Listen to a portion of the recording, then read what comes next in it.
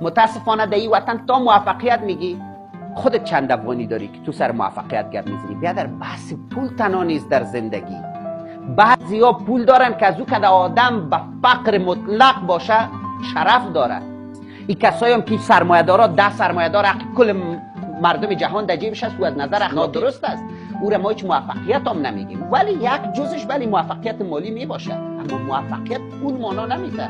متاسفانه ما از بس که گشنه شدیم که گشنه رو میگیم بوی دو میگه 4 تا نان، ما چون به قلت پول رو برو بودیم همیشه همین تا موفقیت میگه خودت چند پول داری. خیال میکنن یعنی من اگه پول ندارم موفق نیستم. من در 100 کار دیگه تونستیم مفید واقعشم صحیح است که من پول ندارم، صحیح است که من در خانه کرایه زندگی میکنم، ولی معنی از این نمیده ما شاید هیچ وقت نخواستیم پولدار شوم. ما شاید وقتی 2000 در افغانی در روز پیدا کردیم بین 10 نفر 200 شما گرفتیم 200 برای معسلین دادیم که تو این 10 نفر که تونستیم بریم درستان بخونیم. ما با موفقیت بیست که ما 10 نفر تونستیم پانتونش سرش بخونیم. اما تو فکر میکنی که موفقیت تا ما میمونیم سمینار موفقیت میگه خودت چی موفقیت حاصل کردی؟ او هدف چیست که پول داره. ما یک دو سه تا دوستا و روانشناسان نشسته بودن صحبت شده بود، یکشون گفته بود که دکتر جمشید موفق میگه چی موفق است؟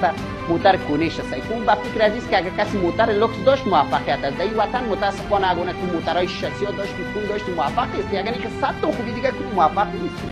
متاسفانه در این وطن تا موفقیت میگی خودت چند افغانی داری که تو سر موفقیت گپ میزنی. بیادر بحث پول تنها نیست در زندگی.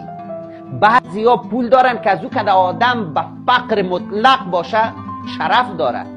این کسایی هم که سرمایه دارا 10 سرمایه دار کل مردم جهان در جیبش هست و از نظر اخلاقی درست است، او را ما هیچ موفقیت هم نمیگیم، ولی یک جزش ولی موفقیت مالی می باشه، اما موفقیت پول مانا نمیده. متاسفانه ما از بس که گشنه شدیم که گشنه رو میگیم بوی دو میگه 4 تا نان، ما چون به قلت پول رو برو بودیم همیشه همین تا موفقیت میگه خودت چند پول داری.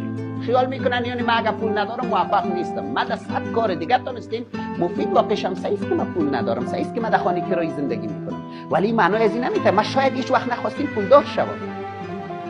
ما شاید وقتی 2000 در افغانی در روز پیدا کردیم بین 10 نفر 200 شما گرفتیم 200 برای معسلین دادیم که تو این 10 نفر که تونستیم بریم درستان بخونیم. ما با موفقیت بیست که ما 10 نفر تونستیم پانتونش سرش بخونیم. اما تو فکر میکنی که موفقیت تا ما میمونیم سمینار موفقیت میگه خودت چی موفقیت حاصل کردی؟ او هدف چیست که پول داره. ما یک دو سه تا دوستا و روانشناسان نشسته بودن صحبت شده بود، یکشون گفته بود که دکتر جمشید موفق میگه چی موفق است؟ موتر کونیش است. اون با فکر عزیز که اگه کسی موتر لوکس داشت موفقیت است. در این وطن متاسفانه اگه تو موترهای شاسی داشت پول داشت موفق است، یعنی که 100 تا خوبی دیگه که موفق نیست.